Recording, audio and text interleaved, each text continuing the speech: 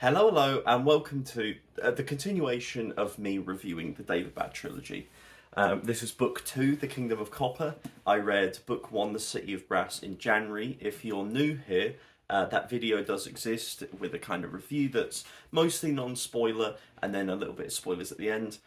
And as I go along, I'm going to try to move the ratio to a bit more spoilers each time, naturally, because if you're watching a review, I understand watching a review for the third book because you want to see how the series progressed for that person, but mostly people are going to be there who have read the series, probably. For those who are unaware, this is a read along we're doing on the Discord. It was a Patreon pick, and so I'll be reading book 3 in March, have the review up, and then we'll move on to maybe a standalone, maybe a series, whatever the Patreons decide for the next pick. I will read. So I'll let you know when that's decided what we're going to go with. The Kingdom of Copper was a banger, straight up banger. I was from the first page. It was set up where I was like, oh, this is a 5-star read. This is it. I can feel it on my fingers, feel it in my toes. Essentially, the prologue lays out the kind of trajectory post book 1, laying the kind of foundations for where the second book is going. And yeah, everyone in the Discord, including myself, was like, after that prologue, was like, oh, this is exciting. It's the meme of the guy there, now this is epic. That's kind of me at that point. For those that haven't read The City of Brass, I'm not going to go into specifics, obviously, but The Kingdom of Copper, yeah, it's what you want a second book in a fantasy series to do, in my opinion, which is to take the foundations that were set up in book 1, the interesting characters, the political machinations, everything that's there, and just step it up. Just because you've had time with the characters, because you understand them, you understand the world, there's not so much explaining or setup that's needed. Instead, you can just expand and explore all of the different nuances and all of the different aspects of the society that you're following. And so as a result, it's a really, from the get-go, you have an idea of where this is going, you have an idea of what the conclusion of the book is going to be. It spells it all kind of out in a fantastic way that allows a bit of time to go by so your characters have progressed, but still have the main conflict that ended the first book still be very much at the forefront of people's minds. And so it's a perfect blend. So you're allowed a bit of progression, still firmly rooted in what happened in book 1, and you're unleashed, essentially. Like, Chakraborty allowed herself to come out and just go for it. The other thing that I would say especially is the other thing you want in a second book in a series. I am famously, and by that I mean to myself, famously a second book strumpet. I adore second books. They usually are the highest rated in a series for me. And Kingdom of Copper still was a 4.5, which both amazing ratings, let's be real.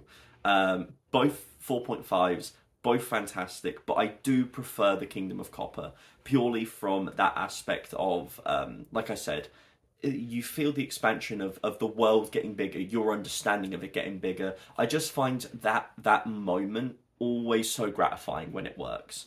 And that's usually why you'll either see a big spike or a drop off in my rating, and that's usually what it comes down to, is how confident I feel the author now is in that world and their characters and how much they let themselves go with it. Words of Radiance as a book 2 steps up from Way of Kings, I think, because there's less explanation needed to do with the world building and everything. Royal Assassin steps way over Assassin's Apprentice because of the same reason. We understand the character interpersonal relationships now, so you can have that little bit of subtextual understanding for the audience that just allows the author to play a bit more, be a bit more subtle, but also go further. And Kingdom of Copper does that. The other thing that it really does well is that little things from book 1 that are little things that aren't commented on, or little mysteries, things where you're like, I'd like to see that explained. Almost all were explained. and in ways that I was like, oh, that makes sense. Now where's this going to go? And that's what I mean by this book really just took everything that I enjoyed and also everything I had questions about and gave me something to look forward to and to wonder about and also answer. So everything just worked extremely well. The main reason that this book isn't a straight up 5-star, I think, is the same issue I had with book one, is that sometimes the dialogue strays from what I personally like, in the sense that this is a specifically framed piece of like history. The first book is in Egypt, like that at the beginning and everything, and it's a very specific time frame. And I would prefer if the language that was being used by the characters matched that a little bit more. Mainly Kingdom of Copper, I noticed it at the end. There was kind of like big action scenes and big things happening, and it was a little too quippy for me, honestly. There was a couple of little things where, like, a couple of our characters were mentioning things to each other. I'm like, this is not the time. This is not the time. Don't be quipping as what is happening on page is happening. This is literally the most, absolutely not. Like, let's get on with this. So, that's my main criticism of that. But overall, as a short review as that is, because honestly, like, I say a lot more in the book one, City of Brass review, this is purely just to let people know where I'm tracking in a non-spoiler sense. If you haven't read the series but want to know how I feel, this is where I'm at. I would definitely recommend picking up this series. I, of course, have no idea how this ends. I've got Empire of Gold to read next month, but for now, book 1 and 2, both averaging a Goodreads 5, 4.5 stars on Storygraph. Amazing. Loving it. Absolutely fantastic. And it does not read like a book that's 560 pages long or whatever in the like bigger, whatever it's called. I don't know what the term is. Yeah, it doesn't read like a book that long. I actually found the pace of this extremely, like, it was fast moving. All of the plot points had the time to slow down, but also felt like it was moving at a steady, very steady rate. So I had no problems pace-wise. Maybe people would have the same problem in book one, which is that it slows down a little bit in the middle, but I personally, once again, had no problem with that because it slows down in order to have the payoff at the end. And that's kind of just natural pacing for me. I have no problem with that. And it does have a big fiery ending, like a big, maybe last 150 pages. It is like someone in chat said, like a Sanderlanche. It very much is that kind of vibe of you reach that and you're like, oh, I'm gonna have to read it all. That's just the way it's gonna go. Because you just have to know. That's the end of my non-spoiler review. In terms of, if you did enjoy, please do like, please do subscribe.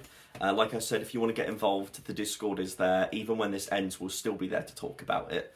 And I'll then move on to spoiler. So don't watch further than this if you don't want spoiled.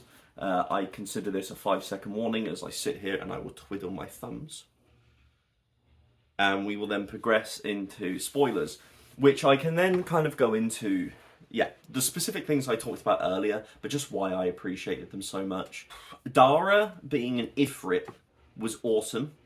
That was a fantastic kind of trajectory for the series to go in. The idea that it's still not been answered, well, it has been answered in terms of the actual foundations of what happened, but it hasn't been answered in terms of why it happened or the consequences or what that will do later in the series. But the idea that the Devas are all Ifrit that had Suleiman's curse placed on them is very interesting, and how that will affect the later parts of the story. And yeah, so Dara was immediately compelling as this idea of how is he going to come to terms with this, whilst also being there with Manazar, which was that was one of those things where I'm like, oh, that answers completely book one. Why do the Ifrit want Nari so much? Because Manazar is the leader of them, and she wants her daughter. 100%. On reread, that changes everything. It makes sense. It removes a question I had of like, well, what are the Ifrit? Why do we care about them? It's nice to have that retroactively really tied up nicely. And to go with Manazar as well, it was also very interesting of Manazar planning on genociding. That's fucking nuts. That was crazy. I was not expecting her to go. It was a great play by Chakraborty to introduce Hatsit and have her be a much more sympathetic and likable character, because you get this idea of she could go either way in book one in terms of her relationship with everyone, Muntadir and the king, and yeah, how that would go. And instead, Hatsit is seen as a very positive figure to Ali and everything. And then you juxtapose that with Manazar, who you know that Manazar, like the word has gone out that she was a scary person. You didn't want to go against her. You didn't want to look at her because she could just go nuts on you. But to see that play out from someone who, yeah, the way she plays the idea of justifying genocide is wild and nuts. And watching Dara's inner struggle as he navigates that, but coming back to essentially supporting her, was a great journey for him as well. I would have been disappointed if in that book he would have gone against Manazar. I think that he's been too long being what he is to have that change happen so quickly. So I enjoyed the fact that she still has this power over him, and that he was so conflicted and didn't make a big change in that second book. Nari and Ali are fantastic. I love those two together. They are such great characters. I loved them. I love Ali turning up at the hospital and going into a private garden with the fucking knife from Dara, and then, and that whole bit where he's like, yeah, that probably wasn't the best idea. Probably played that wrong. And his relationship with Muntadir is fantastic in the second book. I like how, the thing that I liked about it a lot was that it played with perception. It played with the idea of why Ali is doing the things he is doing, and why others would perceive it differently to him. He's just trying to do the best he can, and the way it's perceived by others as looking to usurp, looking to do all kinds of different things, and people have such a wildly different view of his actions than he does. I think it was really well done. I understood every element of why people were reacting negatively, why people supported him. It was another example of just Chakraborty, I think, just understanding the geopolitical landscape she's made so well that she can convey it to the audience really well. Like, there's a lot of nuance, a lot of shifting pieces and moving parts that I never felt lost with. And if there was something that didn't quite fit, it was like, oh, this is not going to be the case.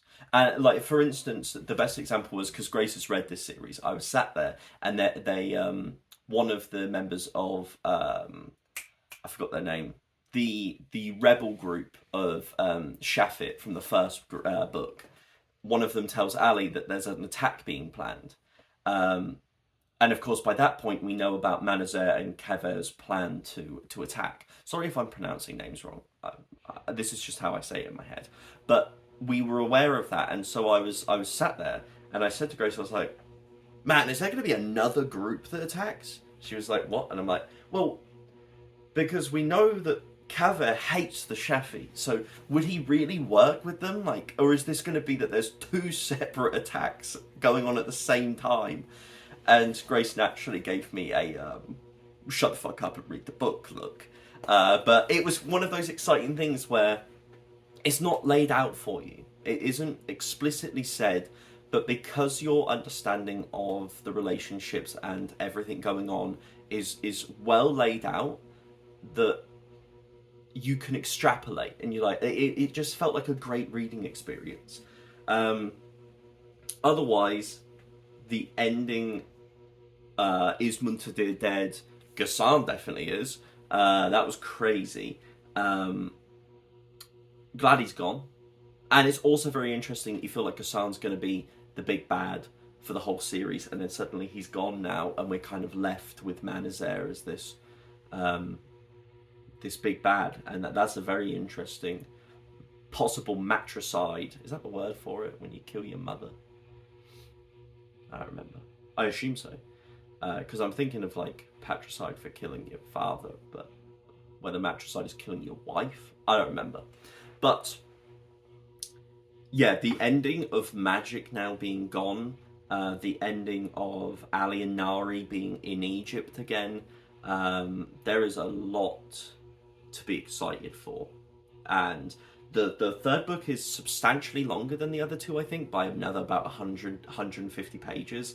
So I hope it ties together in a way that I love. I really do, because this could skyrocket up my favourite series if it nails everything.